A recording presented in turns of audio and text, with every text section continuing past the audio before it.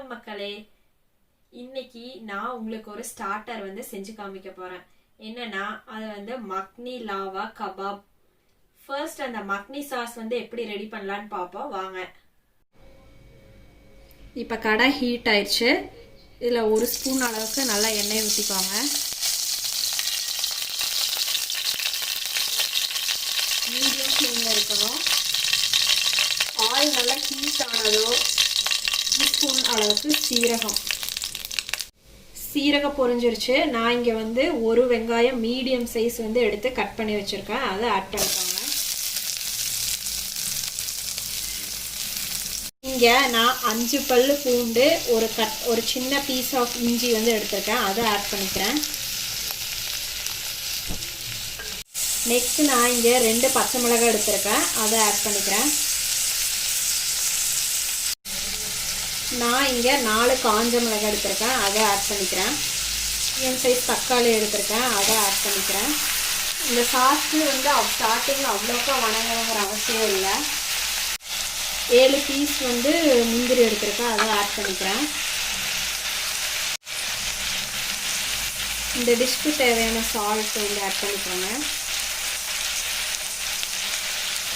இது வந்து ஒரு 4 to 5 minutes நல்லா குக் ஆகணும்.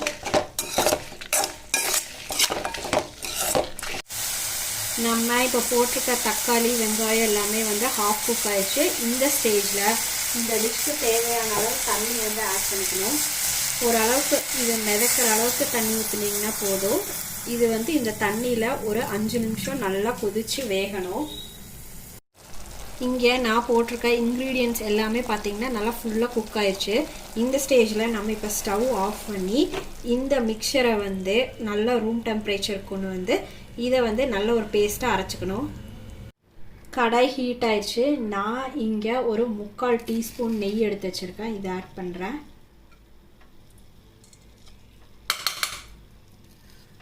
நெக்ஸ்ட் கொஞ்சமாக ஆயில் ஆட் பண்ணிக்கோங்க.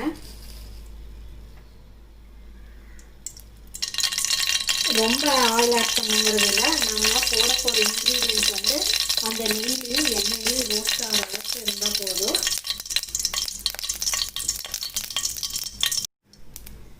ஒரு டீஸ்பூன் மிளகாய்த்தூள், 1 டீஸ்பூன் மல்லித்தூள். இந்த இன்க்ரீடியன்ட்ஸ் நல்லா ரோஸ்ட் பண்ணிக்கோங்க நெய்லையும் எண்ணெயிலையும்.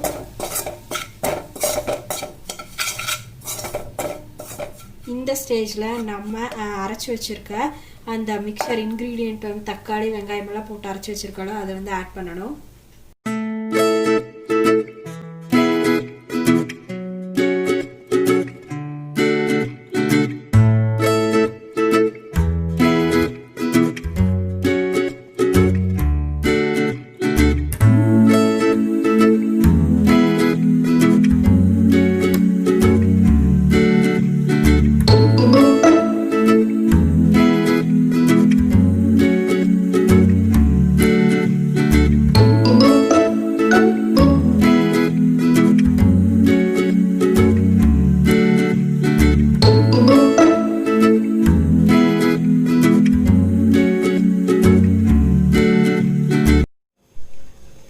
நம்ம போட்டிருக்க இன்க்ரீடியன்ட்ஸ் எல்லாமே நல்லா ஒன்றோட ஒன்று மிக்ஸ் ஆயிடுச்சு.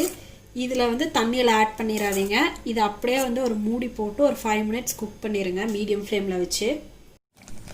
இங்கே நான் போட்டிருக்க இன்க்ரீடியன்ட்ஸ் எல்லாமே வந்து நல்லா குக் ஆயிடுச்சு. இப்போது நான் ஒரு டீஸ்பூன் அளவுக்கு கரம் மசாலா வந்து ஆட் பண்ணுறேன்.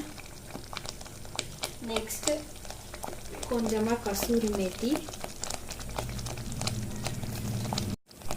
ஒரு சிட்டிகை சர்க்கரை, இந்த டிஷ்க்கு ஏற்ற உப்பு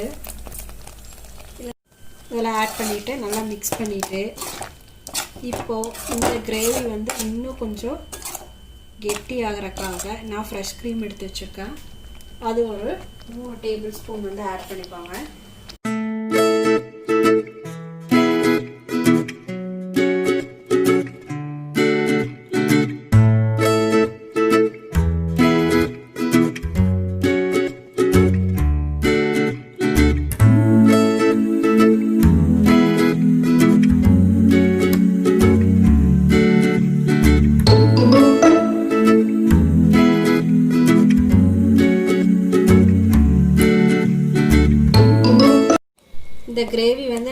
குக் ஆயிடுச்சு. இப்போ ஸ்டவ் ஆஃப் பண்ணிட்டு நான் இங்கே ஃபைனாக சாப் பண்ணி வச்சுருக்கேன் கொத்தமல்லி தழை வந்து ஆட் பண்ணுறேன்.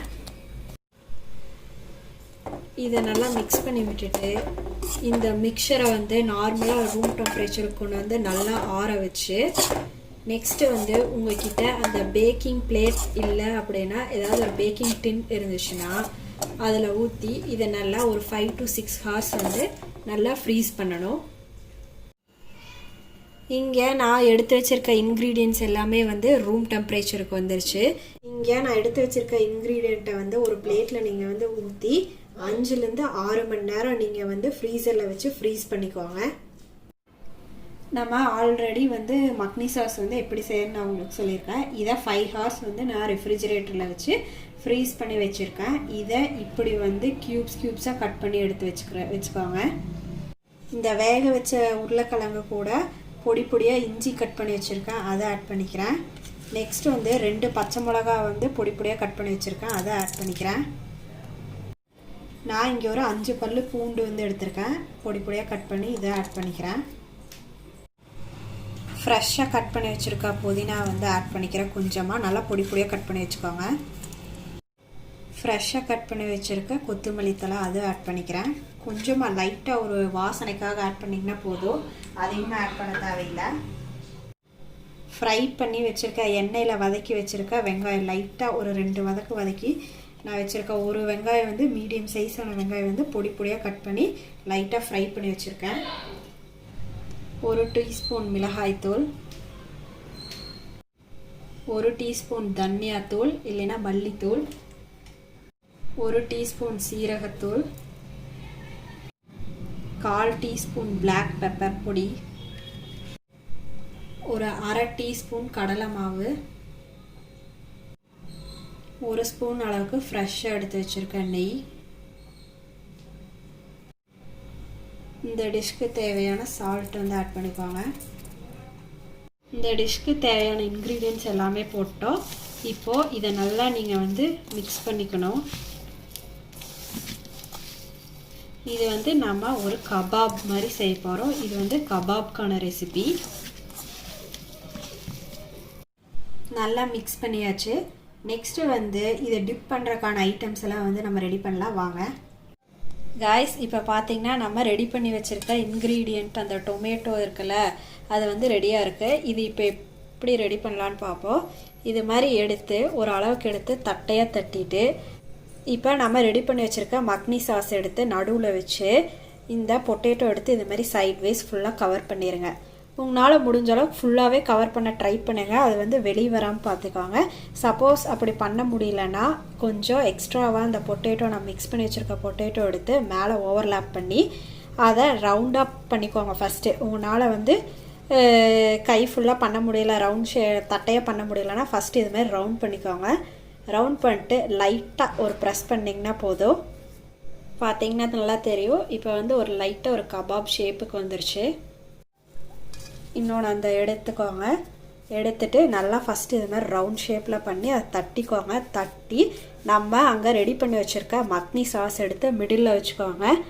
மெயினாக வந்து அந்த சாஸ் வந்து சைடில் வந்து அதிகமாக லீக் ஆகாத மாதிரி பார்க்கணும். தட்ட முடியல அப்படின்னா இது மாதிரி ரவுண்ட் ஷேப்புக்கு வந்து கொண்டு வந்துக்கோங்க. கொண்டு வந்துட்டு எக்ஸ்ட்ரா வந்து உங்களுக்கு அந்த கட்லெட்டோட கறி வந்து பொட்டேட்டோ வந்து தேவைப்பட்டுச்சுன்னா அதை எடுத்து நீங்கள் இது மாதிரி மேலே வச்சு நல்லா ஃபஸ்ட்டு ஒரு ரவுண்ட் ஷேப்புக்கு கொண்டு வந்துட்டு நெக்ஸ்ட்டு வந்து அதை வந்து தட்டையாக தட்டிக்கோங்க. இப்போ ஒரு ரவுண்ட் ஷேப்பில் இருக்குது. இதை வந்து லைட்டாக ஒரு ப்ரெஸ் பண்ணி விட்டால் ஒரு கபாப் ஷேப்புக்கு வந்து வந்துருச்சு. நெக்ஸ்ட்டு வந்து இதோட டிப்ஸ் எல்லாம் வந்து என்னென்னு பார்ப்போம் வாங்க. இந்த மாதிரி ரெடி பண்ணி வச்சுக்கோங்க. நெக்ஸ்ட்டு வந்து டிப்ஸ் வந்து பார்ப்போம்.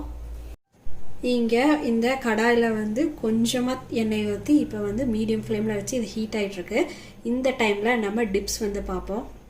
இந்த ரெடி பண்ணி வச்சுருக்க இந்த பீஸை வந்து இப்படி லைட்டாக மைதாவில் வந்து டிப் பண்ணிக்கோங்க. ரோல் பண்ணிவிட்டு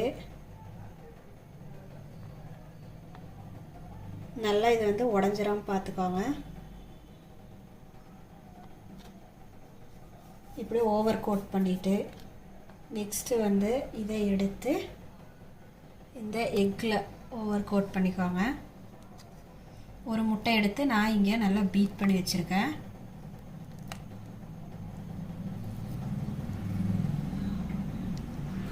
இது ஓவர் கோட் ஆனதோ இங்கே நான் பிரெட் க்ரம்ஸ் வந்து ரெடி பண்ணி வச்சுருக்கேன். பிரெட் க்ரம்ஸ்னால் நீங்கள் வந்து இது கடையில் வாங்க தேவையில்லை. இது பார்த்திங்கன்னா இது இருக்குல்ல ரஸ்கை வந்து மிக்சியில் போட்டு நான் ஒரு அடித்து இதை நான் வந்து ரெடி பண்ணி வச்சுருக்கேன்.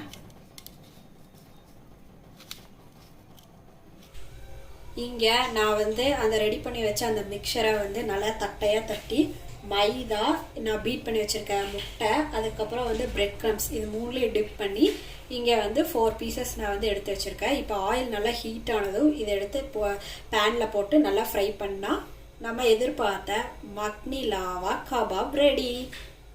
இங்கே நம்ம ஊற்றி வச்சுருக்க ஆயில் வந்து நல்லா ஹீட் ஆயிடுச்சு.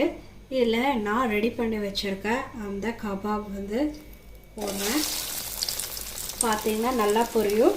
மீடியம் ஃப்ளேம் இல்லைன்னா லோ ஃப்ளேமில் வந்து வச்சுக்கோங்க, அப்போ தான் வந்து நல்லா பொரியும். இது வந்து நல்லா கோல்டன் ப்ரௌன் கலர் ஆகிற வரைக்கும் இதை வந்து நல்லா பொரிச்சுக்கோங்க. மிடில் இதை வந்து திருப்பிடாதீங்க, உடஞ்சி போயிடும். ஒரு சைடு நல்லா கோல்டன் ப்ரௌன் கலர் ஆயிடுச்சு. இதை நான் லைட்டாக திருப்பி போட்டிருக்கேன். இன்னொரு சைடு வந்து நல்லா கோல்டன் ப்ரௌன் கலர் ஆகணும். ரொம்ப கருக விட்டுறாதீங்க, அந்த டேஸ்ட் வந்து இருக்காது. இது வந்து ஏன் நம்ம வந்து அந்த மக்னி சாஸ் வந்து மிடில் ஃப்ரீஸ் பண்ணி வைக்கிறோம் அப்படின்னா, இது மாதிரி பேனில் போட்டு ஹீட் பண்ணும்போது அந்த மக்னி சாஸ் வந்து மெல்ட் ஆகி உங்களுக்கு ஒரு செம்ம டேஸ்ட் கொண்டு கொடுக்கும். அதுக்காக தான் போடுறோம். வந்து திருப்பி பார்ப்போம். இந்த சைடு வந்து ஹாஃப் குக், இந்த சைடு பார்த்திங்கன்னா ஹாஃப் குக் தான் இருக்குது. ஸோ இன்னும் நல்லா குக் ஆகணும். ரொம்ப நேரம் திருப்பிகிட்டே இருக்காதீங்க, உடஞ்சி போயிடும். பார்த்திங்கன்னா நல்லா தெரியும், நல்லா கிறிஸ்பியாக அண்ட் நல்லா கோல்டன் ப்ரௌன் கலர் ஆயிடுச்சு. இது இப்போ அந்த ஸ்டேஜில் வந்து நம்ம எடுத்துடலாம். செம அரோமாவாக இருக்குது.